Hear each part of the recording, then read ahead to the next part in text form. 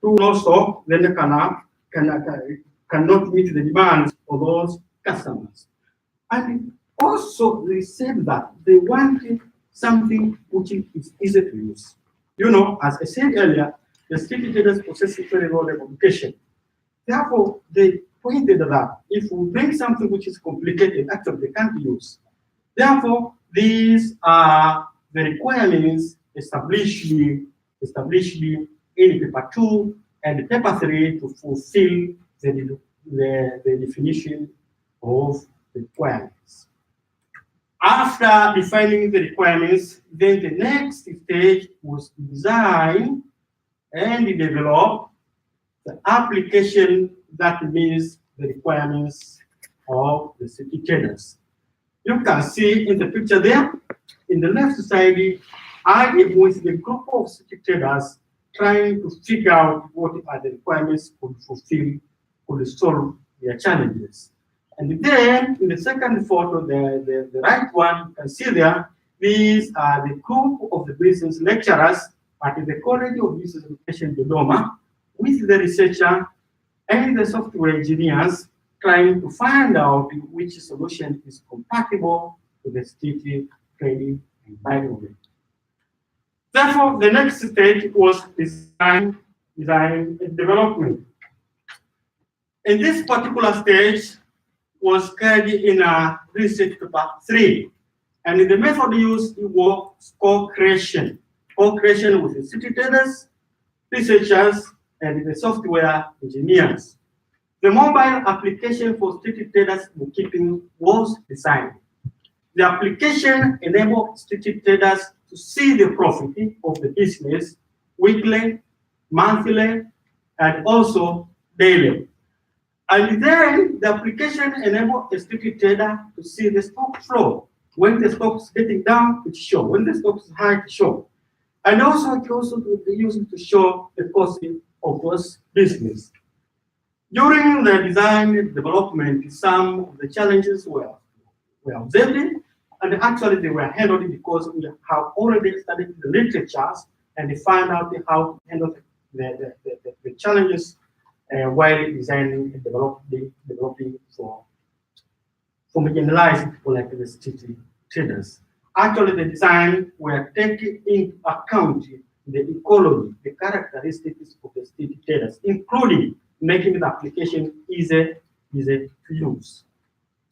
We can see there the photo. That is a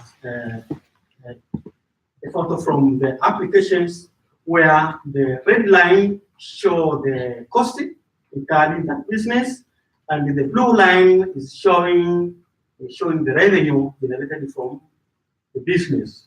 In the right hand side, you can see there, siku means day, week means week, and month means monthly. There is a city that might want to see the business progress per day, business progress per week, and also a business progress per month. After successfully designing and developing this particular application, as it is required by design science framework, the next stage was to demonstrate the artifact. Therefore, the artifact demonstration has been explained in paper 3. And this was done by using interactive workshop.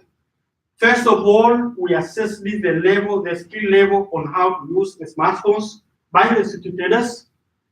Then we trained them how to use the smartphones. We trained them on how to use the applications. Then we gave them the particular mobile phones with that particular application, and they started to use and they see how they are posting the transactions for them. And also the application has been demonstrated to the public. It was during the graduation ceremony at the College of Business Education there, where we showed the public the particular application, and they appreciated to see that we, the researchers and academicians, we are trying to solve the problems which are facing the people at the ground level, the street traders. In this photo here, you can see there, the researcher is teaching the city traders on how to use the applications. And also in another photo there, we see the city traders are signing the contract to take over the mobile phones. After being demonstrated then as a requirement of design science research, the next stage is to evaluating the artifact. First of all, the findings show that in case of utility, the designed artifact fulfills the utility simply because the traders can do what they require the application to do for them.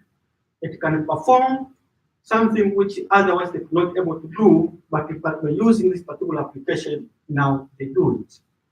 And it is easy to use for them. Actually, after a short period of training, they will find that most of them they can use, with the exception of the few challenges which has been taken into account. Therefore, this is all about how the research has been conducted. But before winding up, I could have say in a local language, the Swahili language, to whom the users of this particular application are using. Asante sana kwa wote waliohusika, asante sana kwa Machinga Tanzania, means that thank you very much for all those who participated and make this project to be successful. And then thank you very much the street traders in Tanzania for your collaboration efforts to make sure that this application is in operation. Thank you very much for listening. I am now called upon you, Professor Pierre Barbel, as opponent appointed by the Faculty of Science and the Forest, to present your critical comments on my doctoral dissertation. Welcome.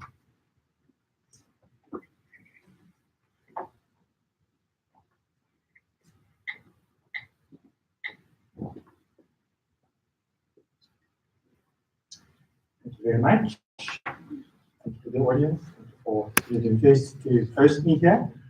I will now first make my opening statement, and then I will proceed maybe with an interactive discussion. So I want to, in my opening statement, I want to applaud the university, I want to applaud the supervisors, and especially you for undertaking a research project that is really close to my heart and the heart of the people in Africa and developing countries as a whole.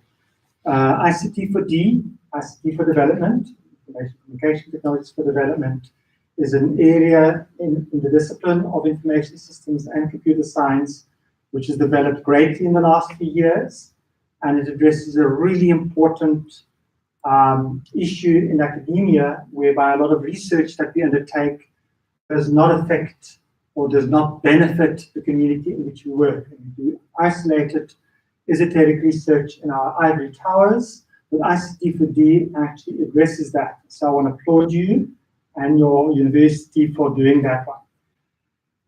Secondly, ICTs in most countries are a wide spectrum of information communication technologies ranging the whole gamut.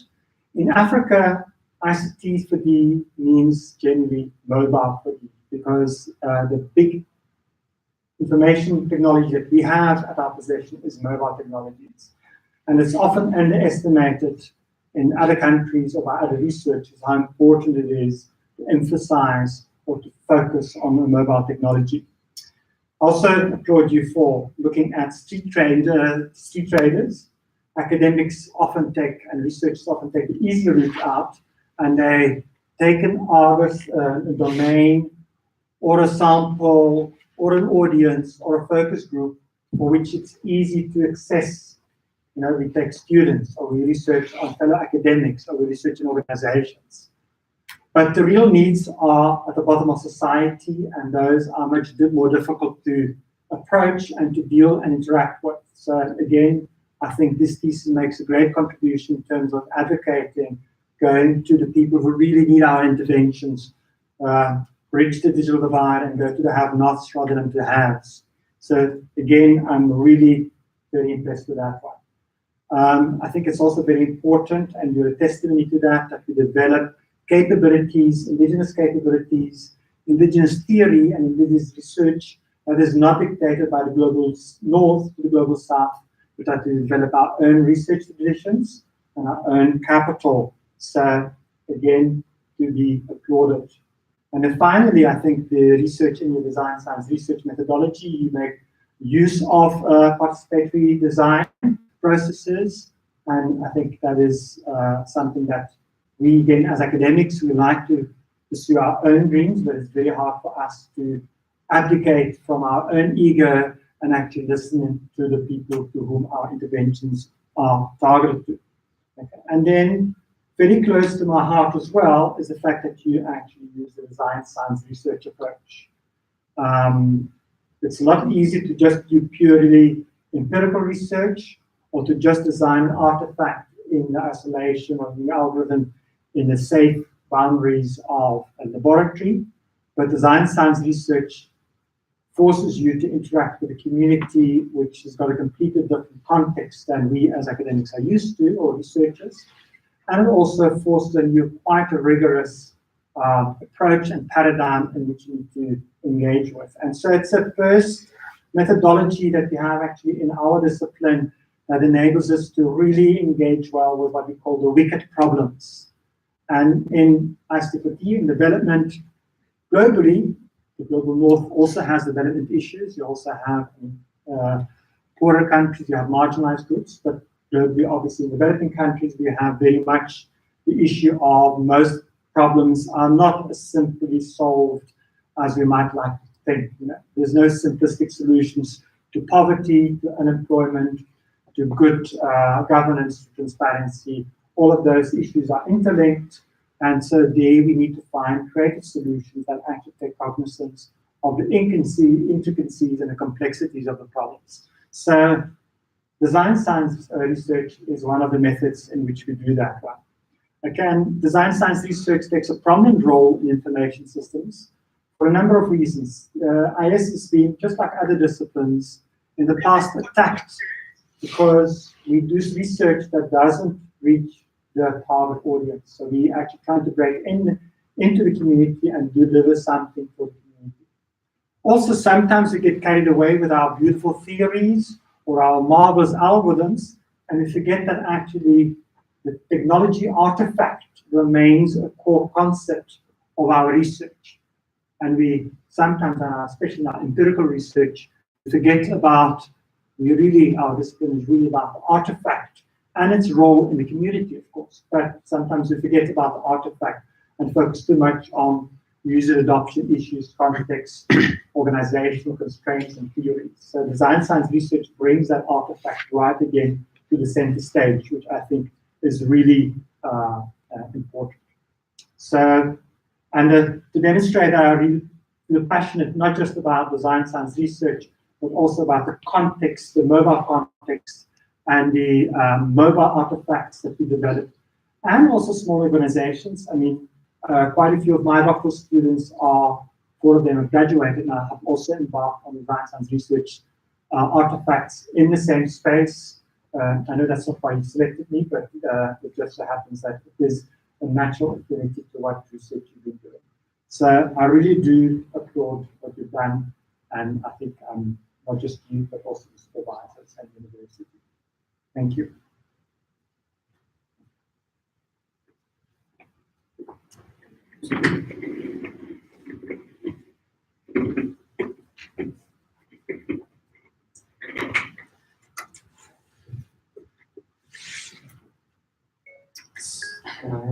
Yes.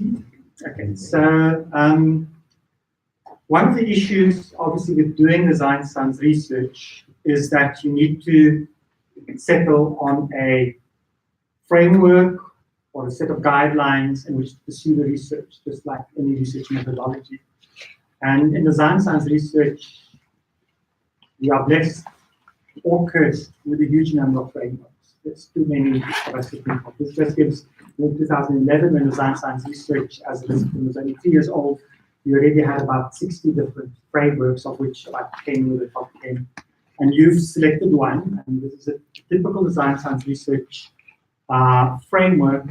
Has got the same steps as what you've used, except that a very important component of the design science research are the feedback loops and the iterations of it. So basically that when you've done your first iteration, then you go back and you re-examine the requirements or even research problem statement. And it is necessary because that is what sets aside design work, like a normal programmer would do, from design science research, which is focusing on new problems and new challenges. And it's very, I think, a very privileged position to take, or maybe an egoistical position to take, to think that you can solve the problem in one iteration only. If the problem is so easy to solve, it would not be design science research, it would just be a programming job. And I think you've hinted that in the evaluation framework. We'll come to that later on. So, but to me, a very essential element of design science research is the iterative process by which we home in closer onto, and I think all frameworks, except the one that you've used, actually emphasize that you have to do at least 2, normally 3 or even 4 iterations of that. Okay, I can give a couple of examples. So my first question to you is why of the problem, refine the requirements for the app, and go to a new design process, come up with a new artifact, evaluate it, and then go maybe a third time. Yeah, it is true that design science research is iterative. Can go a step ahead and then go back to the previous step, improve it, and move some modifications and go back again. Actually, in our case, iterative, yes, it is an element, but it sometimes may not happen. But I remember after designing an artifact, the mobile application for status bookkeeping, and they gave the status application to use. We found that in one case, we found that there was some elements which were still reading in English, while the status emphasized to see something done in Swahili. Therefore, after discovering that, we went back to the application, re-modify our application, and then give back to the city traders. And also in the evaluation, some of the city traders, while they're using the applications, they said that once they open other application, their mobile phones, for example, Facebook or whatever, then they find that a particular app is uninstalled automatically. Then we talk over their mobile phones, then do some improvement in the application and give them. But in the first stage, problem explication, and defining the requirements, actually, there is no step where we went back. But in a demonstration and evaluation, such a thing happened and has been taken care. So it's interesting you referred to the evaluation step, because one of the other issues I would like to raise is that your evaluation, I'm quoting from page 32, that you had insufficient time to observe how the street traders continue to use the application after the test period. Now, again, when designing the entire PhD research project and the iteration cycles, it is crucial to have built in a very strong evaluation, because the evaluation is almost more important than the first iteration of the artifact. And so I'm quite worried that the evaluation was cut quite short and quite superficial and related to just the user interface and the difficulties with installing, but didn't really reflect back on the core problem of how to help street traders with mobile technologies and improve their business skills or their profitability or the survival things. So To me, the evaluation phase is hugely critical. And I think in your process, it seems the one that carried the least weight instead of the most weight.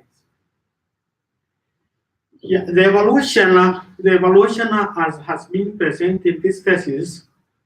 First of all, we had an evaluation before ex ante, before going to the actual field for use into that particular applications. And there we tested the utility. Actually, utility has been tested and found okay. But there is something which has been mentioned as a limitation of this particular research, that we are not sure if they will continue to use it after the testing period. And this has been mentioned as a limitation of this study, and actually it will be taken care in future studies, particularly in the postdoctoral studies, where we could want to see more the factors which will make them either to continue usage or not use in this particular application in the future. But in case of the utility, we have evaluated the utility and found that it is okay. Then we have also evaluated the designing principles, how it has been implemented, and then at that time found okay. But that one has been mentioned as a limitation to particular researching, and it can be taken care in the postdoctoral or in the future research. Okay. Then I think we're doing research, postdoctoral research, and so the design science research paradigm is very premeditated and again fundamentally different from the normal design process like happened in the commercial world, like would happen by the developers. It's distinguished particularly about the linkages to the body of theoretical and academic knowledge that already exists, both drawing from it, so standing on the shoulders of giants that have come before us, and then as a PhD student, you also expect to bring back to that body of academic and theoretical knowledge. Because science is not about doing fun things and making contributions, but it's also about reflecting and building a body of more abstract and generalizable knowledge, which we can then use to impart on others to again further the levels of knowledge. So design science research has got two important engagements. As we can see on the diagram, the iteration process is very important because we're dealing with problems that are not simplistic, so we have to expect multiple iterations unlike commercial development. As I thought very much, the relevance cycle engagement with the community is equally important because that's where the impact comes, that's where the resources come from, that's where co-creation comes from.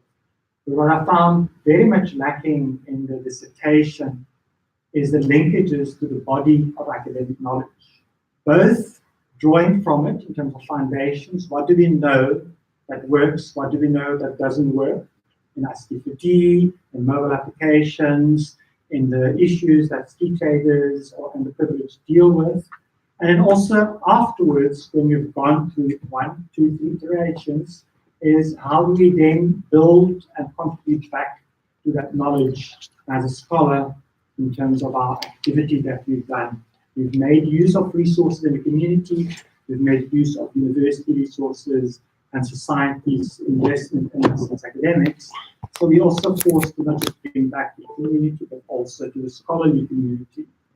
I find the link to the theoretical framing, I'll come back to the contribution to knowledge later on, but especially building on things that have already existed, I find that missing. I will give you 2 examples because I do a lot of ICT research. So if I had to investigate street traders and try and improve their trading activities, their livelihoods, their conditions, I would immediately look maybe at a framework about sustainable livelihoods, which gives me a holistic view on what things to look for and what to ask for. Like everything in social sciences revolves around the tension between the individual's action as an agent, given certain resources and capabilities, and the interaction with the context, which often poses structural constraints, like legislation, like the police. So you brought some of this forward, but without putting them in a framework which allows you to be actually more generic about these things. Same token, you look at street traders and you ask them what they want, and you give an application for them. But you fail to look at the various resources they have, not just financial, but also social, psychological, educational, and try and build those in. And then importantly, when you do the intervention, then you can use the sustainable land use framework to then look at what type of impacts you can make. Another framework would be the choice framework by the client, which is actually my favorite one to use. Again, you've got that tension between the agency of the individual and the structure meaning the things that can't change, or you can change only very slowly if you're a critical researcher. But she's got a very comprehensive set of resources that we draw on. And both of these frameworks, by the way, are drawn from the SEN capability framework. So SEN is a global South researcher trying to reconceptualize and critique the Western idea of development as measuring how much money they make, but reconceptualizing it beyond the economic paradigm and trying particularly operationalize that in the context of let's do ICT, being ICT for key interventions that actually empower the individuals. Empowerment is a term you use to attract the traders. This will operationalize it because you're specifically looking at the decisions they want to make. And in the framework, you have different types of decisions, different levels of decision making that could have elevated it. And you have lots of outcomes, not just making more money or more profitable, but maybe better decision making, better social cohesion, and so on. So my question really is, given the fact that you're supposed to have an element of rigor and contribution to theatre and knowledge, why would you not use these theories that are readily available? Yeah. During the problem explication in research paper 1 and paper 2, it is really that we found that these people, street traders, are confronted with many issues, as you raised. There are issues about legal, there are issues related with access to finance, education, networking, so many of them. And then I realized that you can't handle all of these things in a single research. Therefore, what I decided to do is only to focus on one thing at a time, keeping. And then the later research will deal with the other thing, including coming with a framework that will enable to tackle a number of issues. For example, now we have another PhD candidate in this particular group who is looking only about marketing. Another one will come and look about, let's say, access to finance. Therefore, to me, I thought that let's me focus on this one and then about the forming, framing, the framework, which can be an holistic way to overcome some of these challenges, can be done by other researchers or future researchers. I choose that one because that one now seems to be have huge impact with city traders compared with the others. So I do not, I think, contest the fact that you used one specific application in the design and the execution phase. The role for the theory that I'm criticizing or that I would advise for is in the initial phases to be able to be comprehensive, because you're trying to address the street trader in a complex situation holistically, and then the intervention can be specific, but the assessment of the environment in which the intervention is brought, in terms of requirements solicitation, but also the end in terms of evaluation, in terms of the impact. I think they need to be holistically. You cannot just, I think for a PhD, it's quite acceptable to just do one small intervention and not try and solve the whole problem at once. But I think it's important for the intervention to have an impact, that the understanding of that complex social situation is there, and in terms of evaluation, that contribution that you bring must also go beyond Do you use the application and do you know how to read it? And must go to the impact in that complex situation.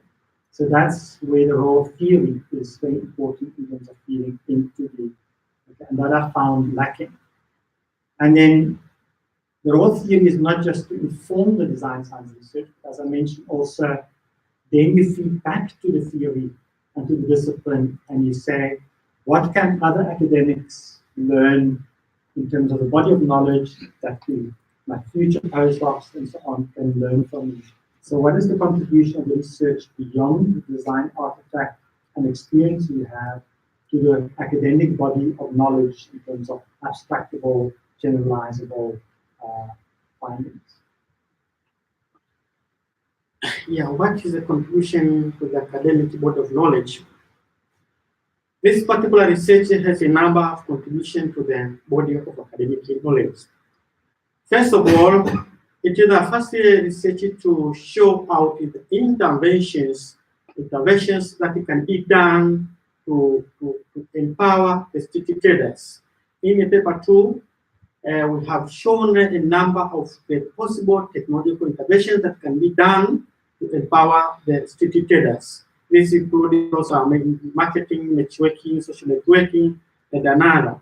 Therefore, the technological expertise or the future researchers may focus on building those particular applications which we have showed as a potential for the city traders.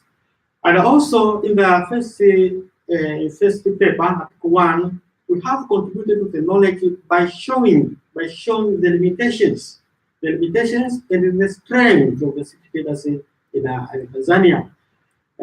You know, most of the available research and literature show the challenges, but few of them have focused on the skills. What skills do they have? What the skills they are lacking? Therefore, it has contributed to the knowledge by showing the skills lacking, the challenges they're facing, the weakness of the current strategies that are being used in the business. And also another knowledge contribution which has come in from research paper 3 is the use of co-creation, in the cultural team. We have seen that in many literature has been shown the reasons why many technological interventions to Africa fail. One among the reasons is a lack of contextualization. Now, in Article 3, we have contributed to the knowledge by showing how the contextualization, how the use of intercultural teams, how the use of even the scarce resources can be used to design applications that may empower our people, particularly Africa. And also in our research paper 4, we have contributed to the knowledge by showing the weakness of the existing technological intervention to the informal workers in Africa. We have shown there, for example, we have contributed about the issue of, let's say, most of the available applications lack user-centered characteristics. They have been designed somewhere in the position to them. They lack things like taking into account the social-cultural characteristics of the users. For example, we showed in the paper 2 that in Africa, many people they speak native languages, but you can find that most of the technological interventions available to the small-scale farmers are running in English. Therefore, actually, they can't use it. Therefore, those are some of the knowledge contributions that arise from this particular research. The usual tension with a PhD is always the most big contribution to knowledge, how big must that contribution be? It may differ on that question. I think that's a matter of position rather than quite subjective in a way. I'm putting a diagram slightly changed from the one that you've got in your dissertation, because in terms of to motivate the design science intervention. Okay, so I think we all agree in the discipline, and you pointed out in your research as well, that if you apply you've got the problem space maturity and the solution space maturity. So if you have a problem space where we already know a lot about how problems are solved, and we already have a whole lot of solutions that solve those problems, then we are in a routine decision. Okay? And that's like developing an ERP system, or a lot of our programming applications that are commercially developed are often in that space. You're designing a website for a retailer, and so on. And then you can decide on, so that is not normally seen as science, and I think you agree with that. Just solving a standard problem using a standard method is not seen as design science, it's seen as just a normal professional job that any programmer or developer or development house would solve. So if you want to do design science research, we need to find a problem that we know exists, but invent a new solution to that. Or we find a domain, a solution that we already have, and expand it into a new domain where we didn't previously have solutions. Or we can invent something for entirely new solutions for entirely new problems. And so you position your research as an improvement on, it's an existing problem we know about. Let's take the accounting, bookkeeping solution and extend that to that existing domain. Okay. And so you refer to that into two places, because you normally would refer to that when you do the requirements analysis in prior literature. You try and see what solutions have already been proposed in terms of if you look at the design science research paradigm. So you would also have it in the earlier stage where you define your requirements and try and design an artifact. And if you do those two, you would actually look at which solutions have already existed and try and see where they failed to meet the requirements. And then, as you rightly point out in your dissertation, you put in this diagram at the end where you also say then, how does my solution compare to existing solutions as well? Now, there's quite a few applications that play in the space of micro businesses in Africa that have mobile solutions for record keeping. The one that you briefly mentioned at the very end, just in the throwaway line, is Paul's work that was done at our university, the iSpaza. The iSpaza is very similar to Street Traders, except they do have a fixed position in the thing. So there's an accounting system or bookkeeping system there that is also entirely intuitive, designed for illiterate audiences, that keeps track of, so the functionality requirements are almost exactly the same like yours. There are many other examples that a simple search will find, like Tienda Tech. It's actually not in Africa, that's in South American application.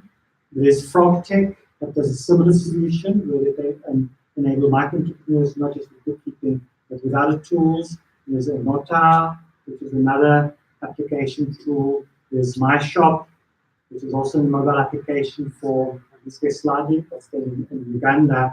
So my question is, how new or novel is your solution really in comparison to those, if you look at the last stage? And then, not just looking at the last stage, but even before you started doing a design science space, why did you not build explicitly on what was known to be there? And some of those were also single or double iteration exercises. And then take care, just like we don't start from scratch each time, we build on the mistakes or the issues that were uncovered in the previous body of knowledge. Yes. In the requirement definition, we had this particular section because the requirement definitions requires only also to consult the literatures about the existing solution. Therefore, in the requirement definition, we did an intensive literature review to see what is available in the market. Because if something is already available, then there is no need to develop another one. Therefore, we created a matrix, and we put all those mobile applications that are used for record keeping. Spaza has been used there. My Shop in Kampala has been kept there. Then the FrogTech has been kept there. And then our analysis found that, first of all, the available applications has the functions which are not relevant to the Tanzanian state traders. For example, we found, let's say, frog tech. There are issues relating with invoice. When you put invoice, then you get this. Now, this is not applicable to the Tanzanian state trading context. Then, we found that all those applications, they run in a language which is not compatible to the state traders Tanzania.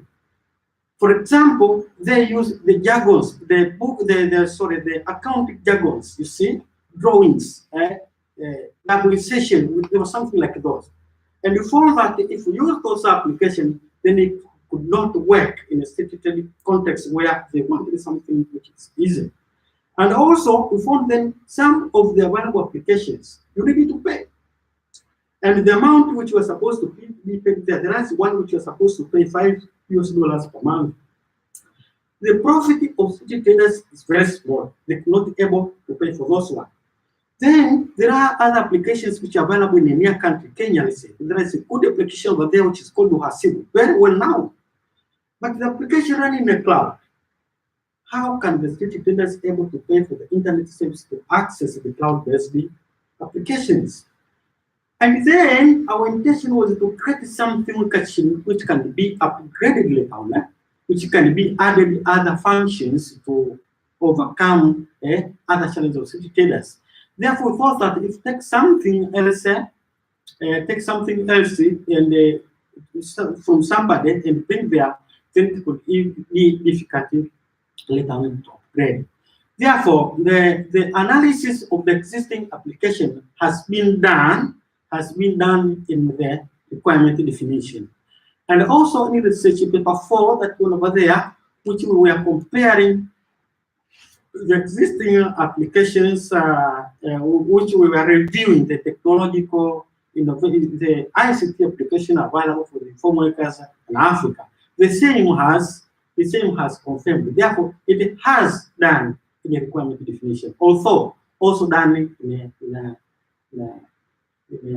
paper 4.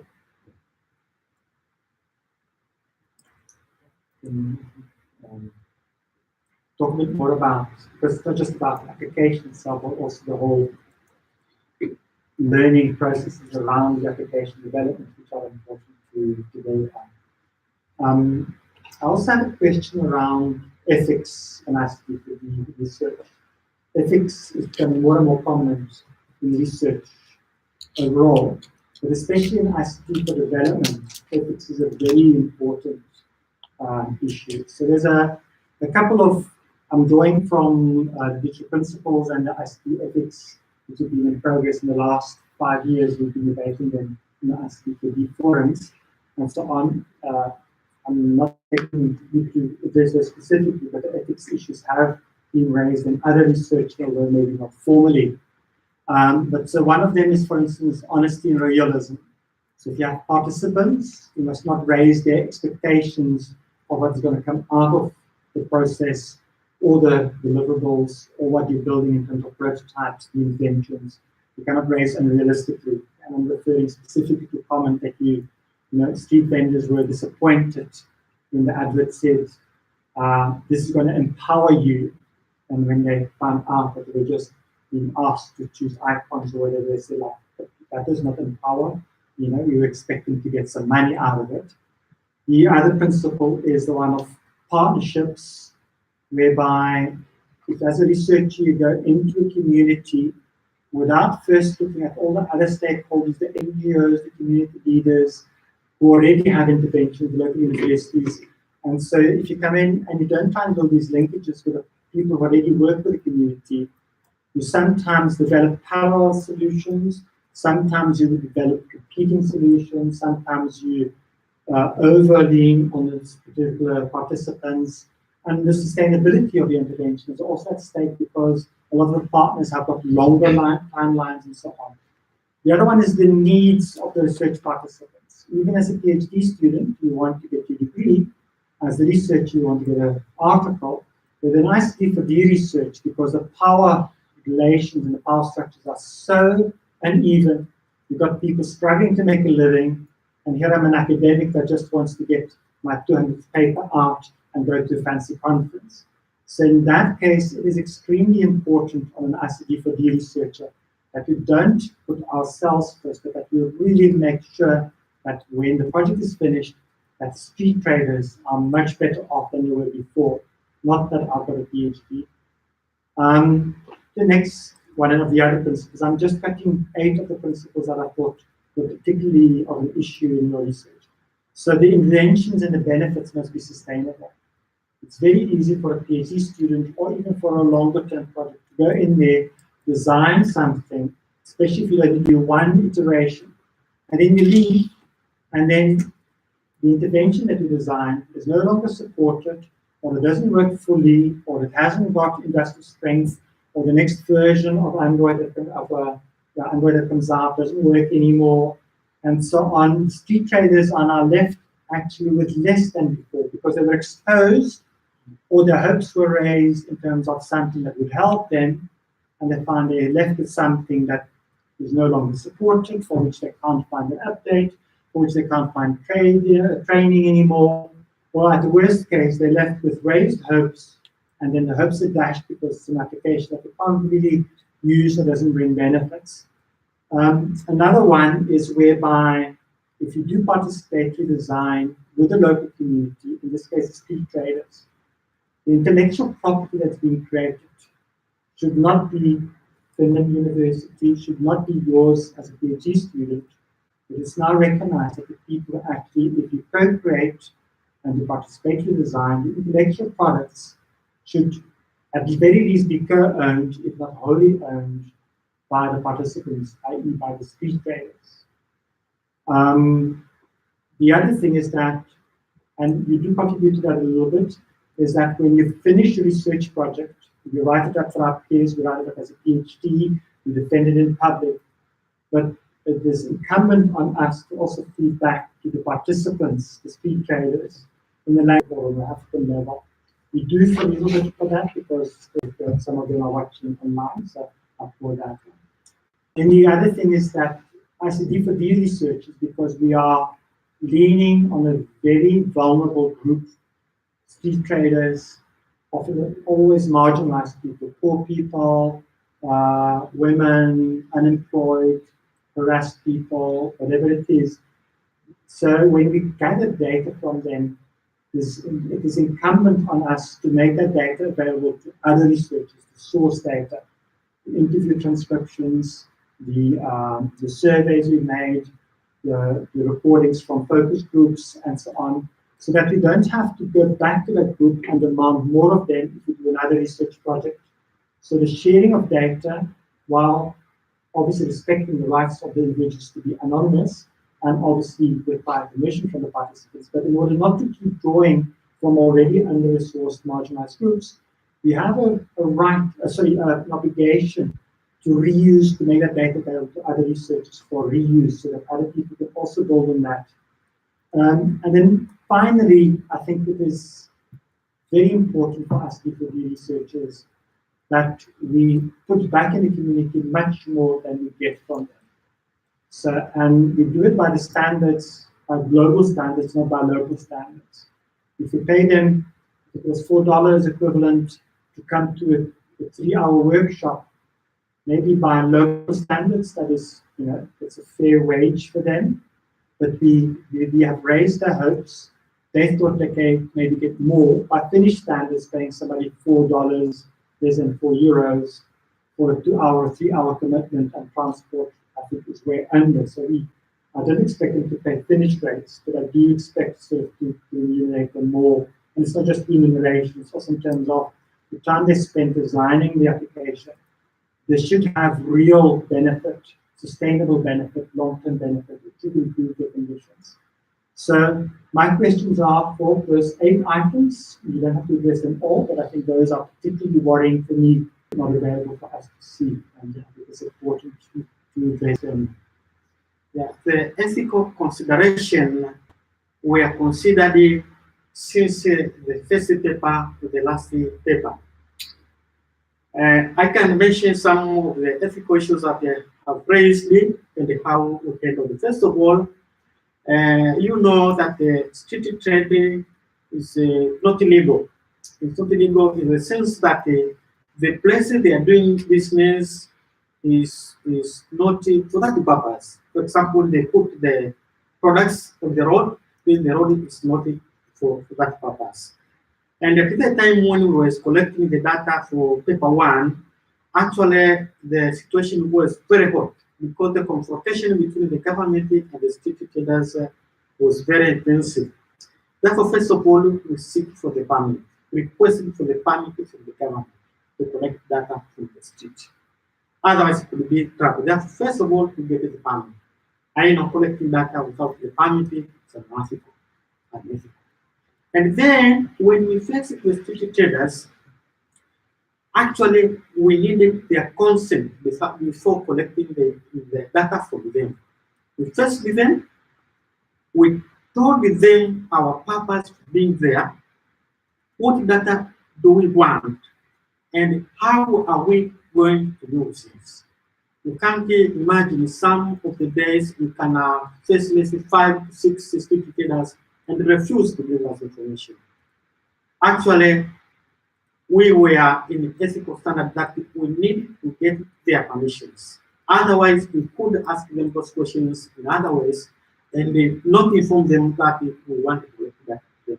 Therefore, we needed their consent from them, and they were used to sign in a paper that they have agreed to give us this data. And then also, we assured not to display their names anywhere in our research, and we have it so in order to be ethical in that aspect. And also, it's to be given something. Then they came there with perception that they're going to get money. They came getting money over there. And from the project, actually, they get capital and making their capital increase. But in the first day, we used a couple of things to explain to them that our purpose is this research, and you are free to participate or not to participate. But from this project, we are going to get a technology solution, but not the money. Otherwise, if we were unethical, we could be actually call them there, tell them whatever we can tell them so that we can get the information from them. And also, which have all everything which has been used in this particular research, including the pictures which has been taken for them. They have been we have to seek the permission from them to make sure that this is ethical. Actually, I was much aware about the ethics in research that they decided as a course, but I haven't participated in the ethically. But as I see, they are not much different from ethics in research. I think different because the reason for formulating these ethical principles in the context of ICT go beyond the normal ethics of anonymizing data, asking permission from the government, asking permission, informed permission from the candidate, asking permission to double check. It goes beyond that.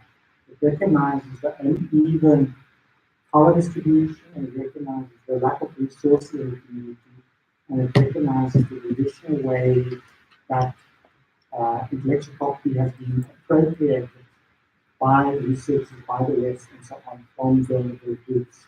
And so the whole ethics movement, so these ethics requirements for ICD place an additional burden, which are much higher and much more important, much stricter than the normal ethics applications, the normal ethics forms you complete at any university. And it's the hindsight of how these principles have been developed. And some of these can still be enacted upon. So maybe not for you, but I think in other things we research that indicates us to do research really appropriate. And it places an additional burden, but I think for a very valid reason, and for a very important reason. And those principles are actually applicable not just global south to global north, global north, global south, but also within, rich countries like Canada, like Finland, which is really, I think we could use it locally, the same principles. I want to move on to the user interface design and the relative paucity of reference in your work to usability principles, to user design, to prior work in that field, to establish principles already in terms of design interfaces for illiterate people and semi-illiterate. There's been a lot of research done both in the commercial sector by Microsoft, by Google, by IBM, and by a lot of researchers institutes as well in India, in Africa, in South America, because a lot of mobile apps are targeted at audiences where people are not literate, only a little bit literate, or work in different languages, and we have too many languages to cater for. So, there's some easy gains to be made. I mean, obviously, you could talk about voice recognition, and you could talk about object recognition, and so on. Those are advanced applications. I would not expect that to be in the app because that would be scope much too generous. But for instance, in several places, like when they have to enter the number of items they're buying, you have to enter a number. And for people who are only marginally computer literate, or sorry, numeracy literate, why it would have been just the same effort to, instead of 1, 2, 3, 4, have 1 banana, 2 bananas, 3 bananas, 4 bananas, or shoes, or whatever they're selling, or Coke bottles. So just have the number there, 700. They could just say, okay, I've got 2 500 coins, 3 200 coins, and 1 100 coin, or 1,000 notes, and 3 200 coins, and 1 100 coin, or 1,000 notes, and then it can calculate what coins it needs to change. So that would have been almost obvious for me to design that. And it would not only help with the non-literate ones, but the added benefit would have been that actually, as they're using the app, if display the numbers on the side, they slowly create the literacy, you train them actually to recognize and associate the number 4 with 4 bananas, and eventually they don't eat the bananas anymore. They can be taught them how to use the number 4. So not only do you make that app easier to use, and these are standard principles, but also do you actually teach them to embed knowledge or learning process in the application. There's other ones, like Android comes built in with reading out any text information just by pressing the bubble on the side, which is not enabled in the application. There's maybe some issues, obviously, with Swahili pronunciation, but it's not too bad. So why not refer to that pre-established body of user interface design that deals specifically with issues, innovating factors, regulatory people, and making them stuck to and they have not been involved in the irrespective. Yeah.